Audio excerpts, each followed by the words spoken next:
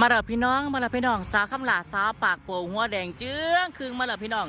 เมื่อนี้คำหลาสิพามาเที่ยวพี่น้องเมืองนี้วันนี้มาร่องแพเจ้าข่าวันนี้มาร่องแพอยู่ที่เกินสิรินธรนะเจ้าค้าพี่น้องเมืองวันนี้วันนี้มาพักผ่อนนะเจ้าค้าเมืองล่องแพพี่น้องพักผ่อน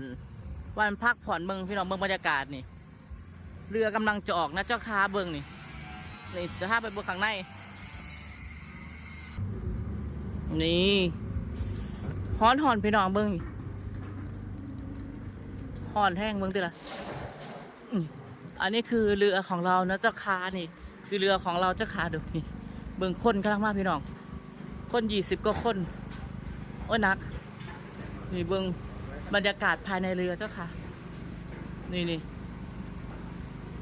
มาเด้อพี่น้องมาอัดลองแพทย์มากัดเจ้าค้าบุญรักความรักที่เขาให้กันไม่ควรจะหวังอะไรในโลกแต่ว่าเขาได้สนเขาน้องสาวคิดว่าแต่อายก็สดไปฮอดเขาเมื่อวา